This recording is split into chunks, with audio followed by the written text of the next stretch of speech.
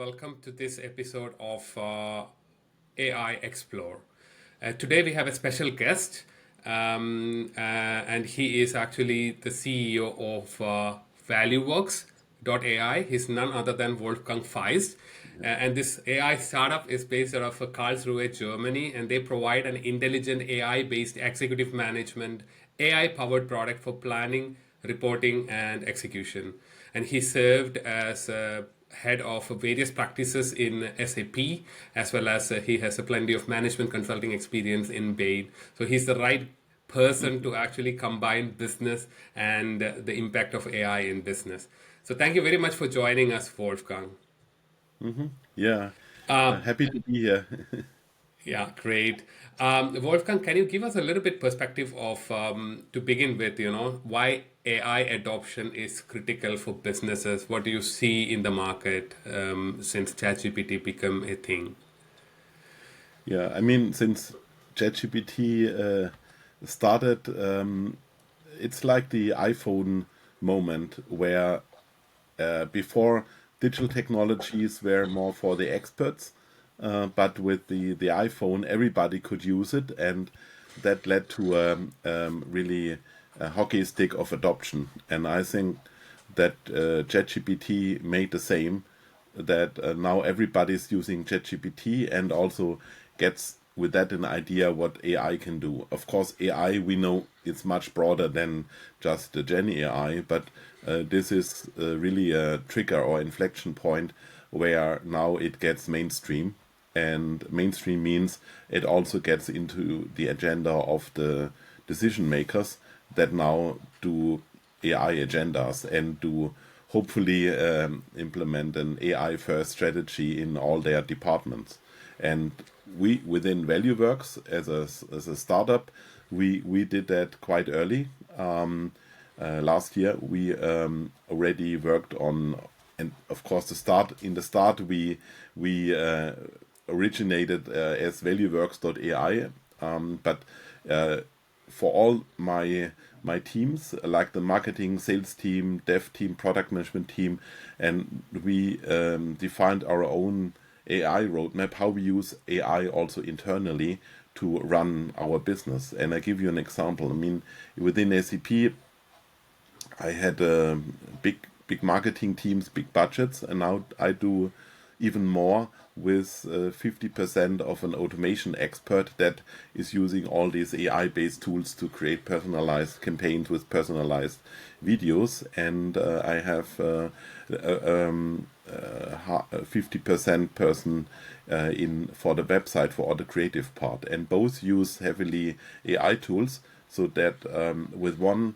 combined FTE, I do the same like I did with 10 before, and Wow. with even higher productivity, and that shows you the massive impact. And what I see is I have get often asked also by private equity investors that want to understand how they can use AI within their portfolio companies, because I'm very much attached also to the private equity scene, and they see this clearly as a value creation lever.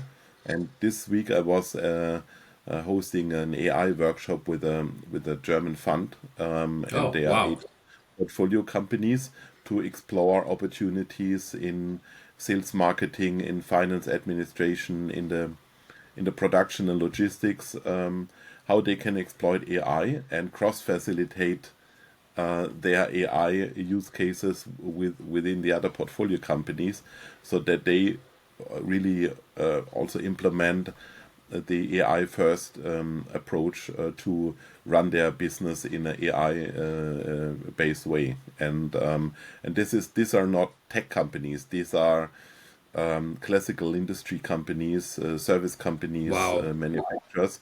But they now are doing AI, and not only small prototypes, but they really go big, and they have already implemented some cases where they, for example, in the visual creation, used Midjourney to quickly create and fast, in a very fast way, create creatives, like photos for their campaigns, so that they could immediately react on current developments, like the protests of the farmers. They had an advertisement with a farmer, but the picture of the farmer, and that was an optics chain.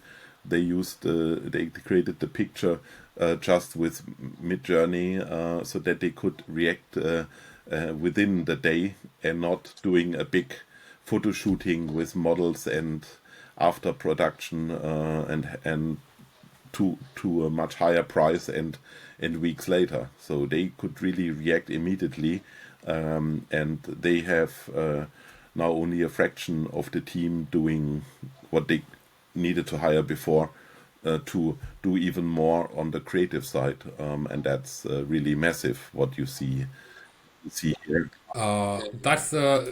That's great point that you mentioned, Wolfgang, because what I hear from you is basically companies can do more with less resources and do more very effectively, and actually can focus on the core product rather than on other topics like marketing and all the invoice processing and so on and so forth. Then they can actually hire Yeah, employees, which is actually contributing more to the core process, the value addition.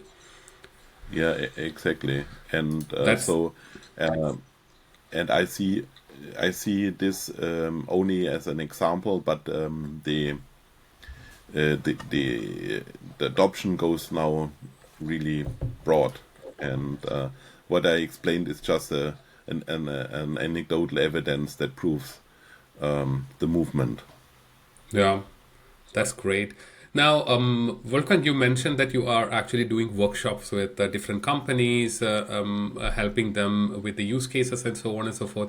So, one question on that, like, what are the initial steps? Because this is being watched by business executives from different industries. So, what are the initial steps leaders should take when considering AI adoption from your perspective? I think they they should look at what is all possible from a use case perspective. Yeah. There is in Germany, there is a, I'm part of the German AI initiative, and we have a that which is called Plattform Lernende Systeme, and they have a homepage with a collection of implemented use cases. It's more like 2,000 use cases that have been collected across various industries, functions, technologies used, and you can look what's possible, what has been implemented in your industry, to get an idea Oh, that's a of great what's information, possible. Wolfgang. And I can give you the link, Yeah. and there you can select by yourself what's all possible to get an inspiration, because often people say, yeah, it's too far away, it's not possible, nobody has implemented, and that's not true. And I think also that the leaders should engage with their functional heads, like a sales marketing head, like the production head, or finance HR head, to collect use cases, and then work with AI experts to to define the concepts and the solution in detail. And a lot of the what use cases can be covered by standard or packaged software already. It's not that you need to build up an individual project and hire data scientists. I think 80% of the use cases you can probably do with packaged software, either new software, or that your existing software, like a SAP, a Salesforce software, is already having AI capabilities, or Microsoft, that you can now activate and use to cover and do the AI cases. And the only thing that you need to consider is process innovation or product innovation clearly can be done within a company. If you're going too much beyond and redefine or invent a new business model that is leveraging AI, the new business model can be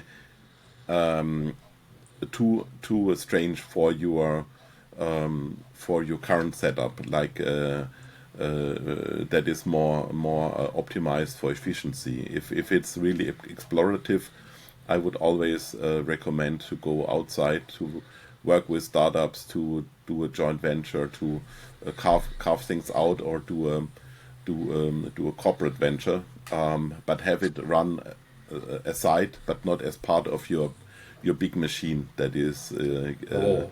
set up for efficiency. Oh, that's a great tip for the enterprises, huh? Because this is not, this is much faster. The AI topic is evolving. That means that they have to ideally use the out of the box products. That's your recommendation. Maybe 80 to 85% of the time it may suffice. Yeah, But then 15% they have to look inside, but keep it very separate from their own core business, so that the innovation is faster, exactly, and also explore exactly. opportunities to partner or yeah, Yeah, invest in other I mean, startups. partnering is absolutely crucial, but also sharing experiences within the ecosystem, like the ecosystem of the private equity portfolio companies might be in, or their local network. When SMEs often have local networks where they exchange, and it's important to exchange experiences and to leverage them, to have a counterpart, and with that speed up the learning ultimately. Yeah, yeah. And what aspect can an external partner bring in, for example, in this step of identifying the use cases and implementing within the company? Because most of the times, business leaders are not experts in AI and data science. So that Yeah, knowledge needs to be there in order to determine like what is the 80% that can be bought and what is the yeah, 20% that can be like yeah. yeah, doing within the company, or partnering, or carving out. Yeah.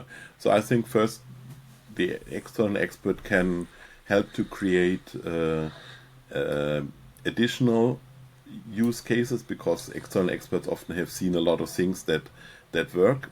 They also know what does not work so easy, and then with when you have the use case, they can help to um, um, identify the right technologies, the right software architecture to really implement it, and also help to define the right setup for execution. Because it's you can quickly invent things, but to really get it executed and done is the hard part of the story. And there, the experts can help to eliminate roadblocks so that the adoption goes fast. And they can also help to create a setup within the company that eliminates also roadblocks that could happen. And they could also be a counterpart as a coach for the leader to navigate through the difficult times when the projects struggle a little bit, or when, for example, they have discussions with the data privacy officer, and then their recommendation is to use a minimum set of data, while AI needs a maximum set of data. Maximum set And of to data. Yeah. overcome these kind of challenges, it's important to have a good leader, and the external can help can help to be a sparring partner, so that the leader is taking the right decisions, entrepreneurial decisions ultimately. Yeah, I fully agree with you. I think there is a need for an external partner in the beginning to get the organization from zero to one, so to speak, and then once it's set up and running, then I think that initial implementation phase is often tough. Now, coming to the leader part, I have been approached by many business leaders who said that where I can actually gain AI knowledge. I want to learn a little bit more about AI and how it can help the business and so on and so forth. Do you have any recommendations for such? So I think you find a lot good knowledge from the leading consultants like McKinsey, Bain, that have good studies about the general topic. I'm part of the German AI initiative, and they have also created a lot of the uh, materials, also in English, that maybe I show you. Yeah, yeah. So so this is the homepage of the German AI initiative, and there you find publications. You find um, the best practices, like the AI the collection of AI use cases, and you find general knowledge about AI. So this is really a point, a focal point of where you find what you need in the AI world, and it's the purpose is to show the relevant knowledge on a understandable way, but also with substance. And here you find the working groups, and I led the working group for about innovation and business models and processes, and but you also have working groups about mobility, healthcare, robotics, and also about the legal and ethical framework. So, and with this, on this page, you find, I think, a lot of knowledge. It's very That is useful great. also to read that. That's great, Wolfgang. I absolutely didn't know about it. So, can one be part of this working group to contribute to this? Is it a It's volunteer program? it's an invitation only program, Ah, okay. and because they as the German AI initiative is run by the ultimately sponsored by the government, Yeah. they want basically the best AI experts in Germany joining that, and from the Wow. universities, but also from the companies. So it's invitation only. You can be guest in working sessions, but Yeah. for being a permanent member, you need to be selected and approved by the authorities, basically. So that's basically the top-notch AI experts in Germany who is actually working on it, and that Yes, means that the exactly. content would be very nice. Uh, in these different work streams. Wow, great. Now, Wolfgang, another question that we touched upon is basically building in-house, buying off-the-shelf, or partnering. But Mhm. how does a leader decide? How does a business man decide about like whether to do in-house development, when to buy, and when to partner? You know, Mhm. just some So guidelines on that aspect. yeah, of course. So typically, you need to look whether other companies have the same demand like you, Yeah. and you can also do some research on CB Insights, which is AI-based research platform to look at the market maps in the different areas. And when you find the spot, the area with in CB Insights, is very likely that there you also find a standard software for your use case. If you are really in the niche, then it's very likely that there is no standard software. But then you you probably find good experts, consultancies that help you to implement your custom case. Partnering, I think, is always recommended. Partnering either with a package software provider or with a consultancy, and also sharing knowledge in your ecosystem. getting knowledge, but also spreading knowledge is helping to move fast. And But I think, as a rule of thumb, 80% is probably packaged. So in sales and marketing, you can, there are so many tools that you don't need to worry about building up something individual. In the finance and administration, SAP, Microsoft, and other software vendors, ERP vendors, they have embraced AI in their solutions, and they have also a broad ecosystem of software partners that build complementary solutions. That in the finance and admin area, I would think that you can go with standard. In the production, it depends on whether you have a mainstream business or whether you are niche.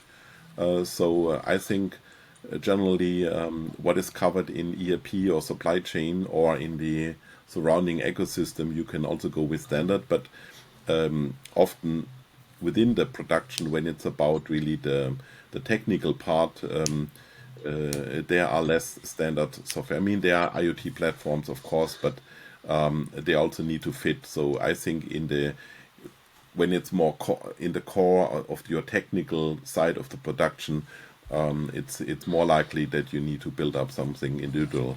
And also within your core product, if you want to embrace AI within your core product, make your machine smarter, make your service smarter or more personalized, it's very likely that you have to build up something individual.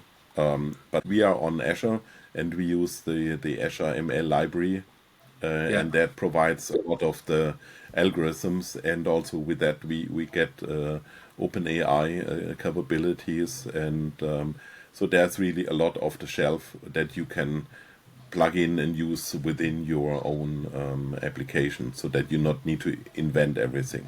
The most critical part is to get the data together, but there also you have data platforms, or at least the hyperscalers with some massive data storages that can help you to solve the data problem.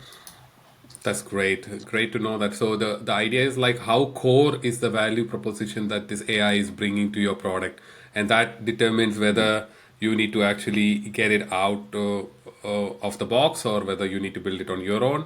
And usually the first rule of thumb is to check in the package service providers like Azure Yeah, and all, whether that capability is there, because the world is moving so fast that new capabilities are added every day. So even if you start today to build something, tomorrow maybe yeah, that's available in AWS cloud, Google Cloud, or in Azure. So that's also exactly. kind of like the problem here. But well Yeah. said. Now, the next topic is regarding the business case, so to speak. So there is a lot of hype about AI, and it's very difficult to actually distinguish between what is hype and what is reality. And ultimately, Hmm. a business has to run on profit. So, what are the topics that we need to actually consider when we build a compelling business case for AI? How can one go about, Hmm. business case? Because fancy things doesn't bring, most likely do not bring any dollars, Hmm. so to speak. So how do we Yeah, actually distinguish between what is actually value yeah, adding and what is actually yeah, fancy? yeah. I mean, I would differentiate between three areas of AI deployment. One is process innovation, then you have product innovation, and you have new business model innovation. Let's start with the process innovation, because that's the easy part. That's more maybe the 70% part of AI cases. There, it's about automation, and automation saves time of the people, and so the business case is very clear. You can do more with less, and then you calculate what you save in terms of the personal effort, and then you match that with your your investments that you have to do in your for your platform, for your AI platform, to build it up and integrate it in your system landscape. So, and it's a clear cost case on the product on the process side.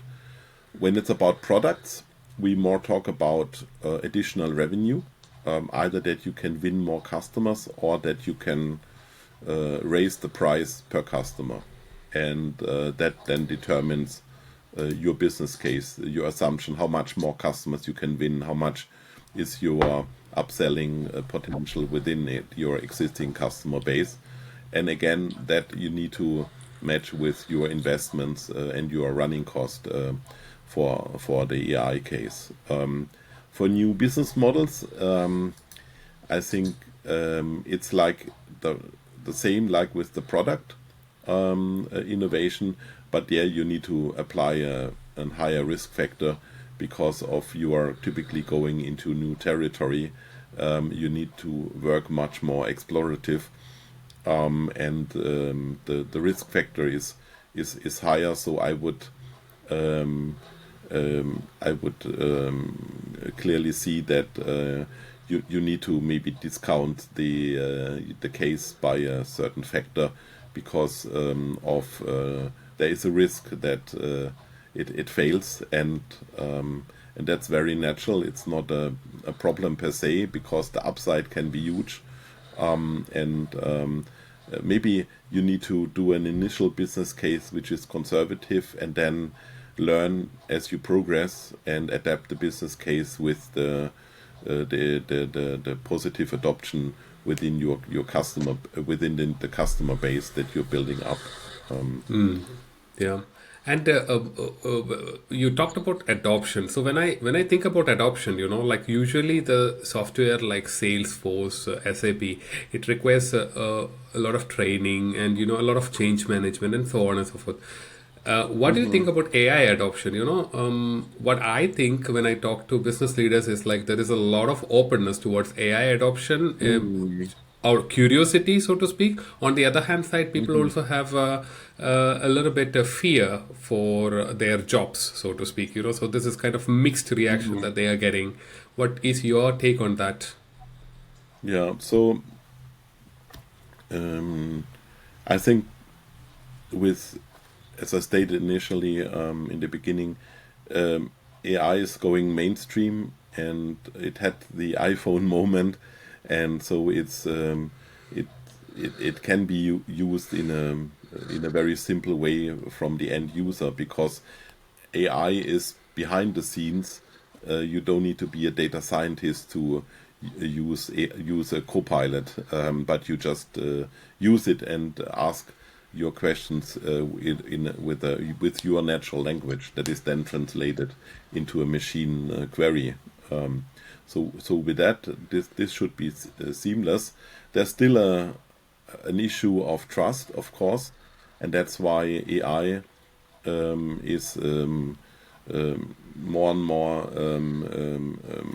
or the when you present AI, you should have a explainability factor, and Yeah.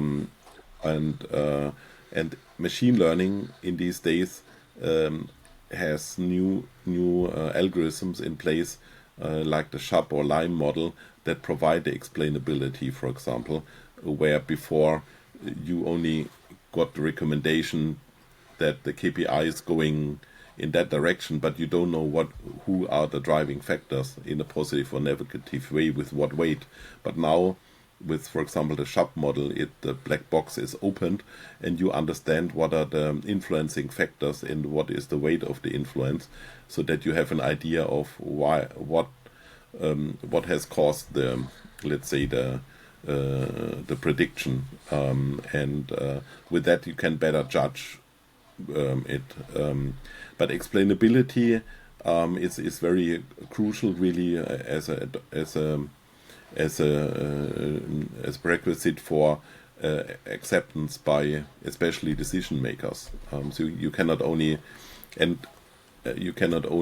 say, hey, it's this, you have to do this, but you need to provide an explanation, and more explanation, the the higher in the rank you provide the recommendation.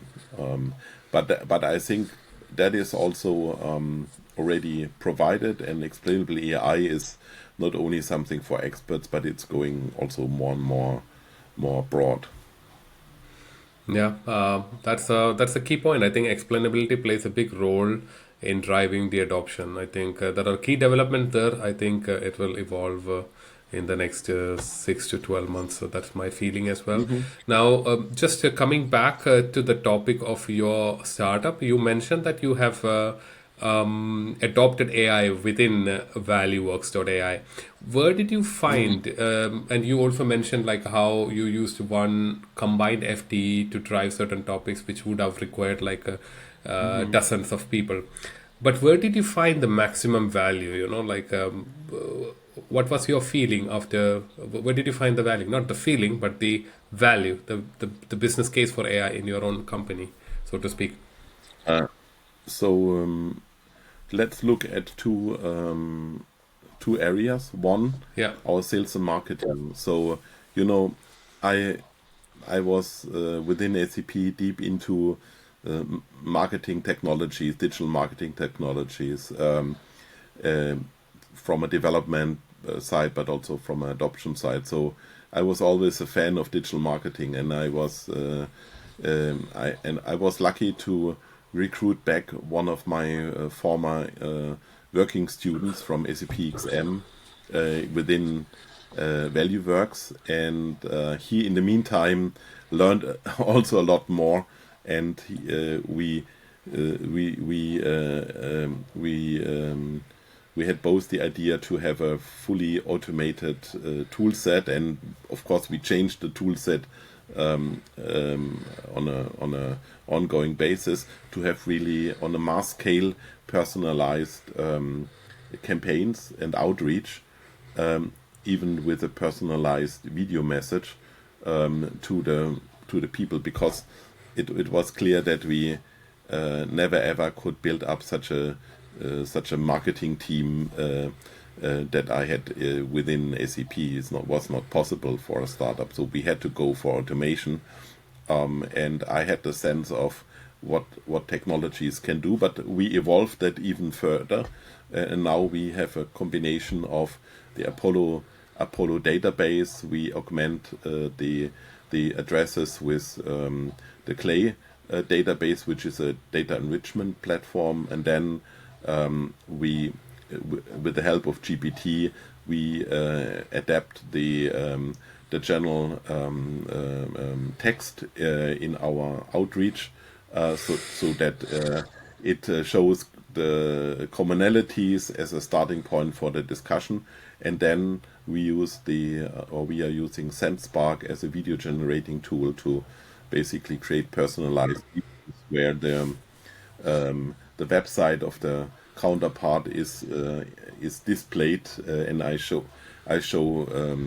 or explain them how they can benefit from Valueworks, and the whole campaign is orchestrated via the Lemlist tool, and the campaigns are sent out via email with a connection to our HubSpot, so that I can always keep track of what had been the conversation history. And you see, it's not only one tool; it's a combination of tools that. Yeah, make the that's what I difference. realized. Yeah, it's not about GPT alone. Yeah.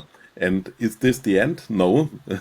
There will be further evolvements, and you have to be flexible to add additional tools or to exchange one tool by the other, because the other tool is more advanced and more capable. And with this, we do the campaigns, reaching out to thousands of people to create demo meetings with me or with our sales team, to convert them into trial customers. So that's on the marketing side, works well, but we also use AI within our own solution, because being a former Bain consultant, I had always the idea that to productize the consulting knowledge and bring it via a software to decision makers from SMEs that cannot afford a Bain or McKinsey. and that need the support immediately and cannot wait for a lengthy procurement process to hire a consultant. So it need to be much more scalable and affordable. And what we did, and I can show you how it works within Valueworks. So this is Valueworks, and let's say you look at your dashboard, and here you are like in a mission control center, and then you find out, okay, your bug fixing share, or the share of your development capacity that goes in bug fixing is much too high versus the benchmarks. The benchmark says it should be maximum 10%, and now you are over the threshold of 10%. So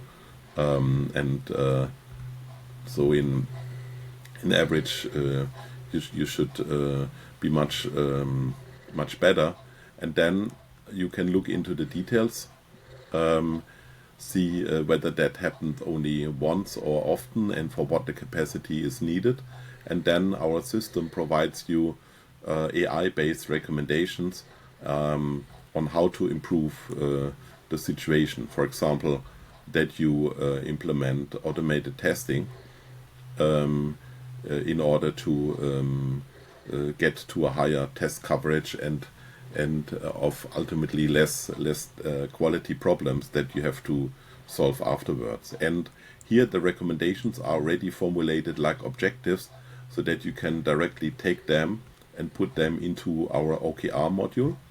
And I prepared that a little bit. So here is the sentence of what you need to do, what you should do here with implementing automated testing. And our system also creates AI-based recommendations for the key results.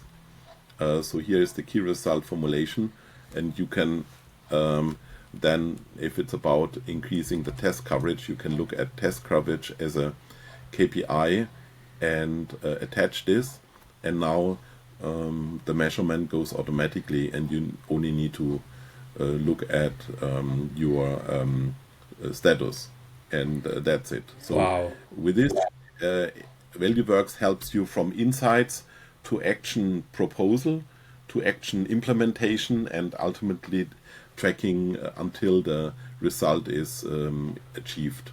And So this is one of the part which consultants would be doing, right? I mean, like they come in and then they recommend you certain steps, and now yeah, AI can exactly. actually do it. And this also works for new KPIs. So here Yeah. I created an HR dashboard, and I created a new KPI called a new hires fail ratio. And for this, when the KPI is created, also the system creates you recommendations automatically what you need to do to reduce the fail ratio. And if you're not satisfied with the 3 recommendations, you can go for look for other recommendations, and then basically take this and put this into the OKR in the same Wow. way. Now, looking at the time, I think, yeah, we can go to the next question, maybe, So Yeah. I asked this question to everyone, all the AI experts that I interview. So, what are the top two learnings with AI in your experience, so far?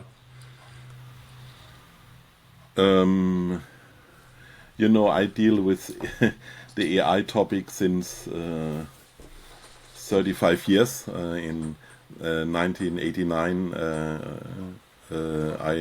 I did my internship, built coding expert systems with Prolog, and at that time it was really cumbersome. And I'm fascinated how easy it is to build AI applications, and also make them run. So the ease of use is massive, and what had been a niche topic for super expert is now really mainstream, and this is really fascinating. The consumerization of AI that is now happening, and that is really eye-opening for me, what is all possible. And you always ask then yourself, what's next? Can the machine replace the human being? I would think, yeah, maybe sometimes, but not. The singularity will not come immediately, because of, think of what you need from the hardware perspective to do AI. You need big machines with big energy consumption, and your own brain is small and works with just a butter bread, and that's all. And as long as the machines not are comparable with the human being from the hardware perspective, I don't think that the machines will catch up with the human beings, and it needs a different kind of computer architecture. It doesn't work with just like, even quantum computing is only an intermediate step, I think. But the winning factor for me always is the combination of the human plus the machine. The human plus machine is always better than just human or just machine. So, Yeah.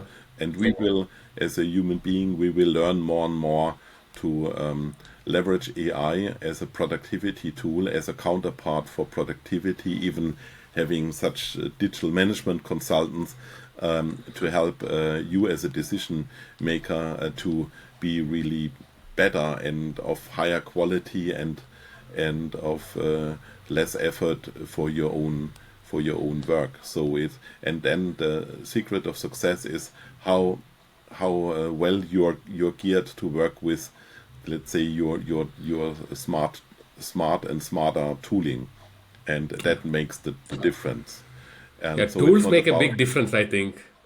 Understanding how yeah, to use the tools and how to connect these tools together makes a big yeah, difference, I think. I think that's a key learning that I got yeah. from your and interview. and think of the human history, and the humans developed further with more advanced tools, and that Yeah, now is going further, not with physical tools but with these AI based tools, and AI-based tools. the one is better, that is better geared to use the better tools, compare the ones that have the weaker tools. Yeah, that was a fascinating discussion with Wolfgang. So he's one of the leading experts in AI in Germany, and we have quite a lot of takeaways from the interview. And I thank Wolfgang on behalf of AIExplore and also on behalf of the audience. And please don't forget to share, like, and subscribe to our podcast. And all the links that Wolfgang has mentioned, we will actually provide that in the description. Thank you very much, Wolfgang. Huh? Yeah, you're welcome. I'm glad that you had me within your podcast, and all Absolutely. the best. Pleasure is always mine. Thank you very much. Huh? Bye Yeah, bye. yeah. Thank you. Bye.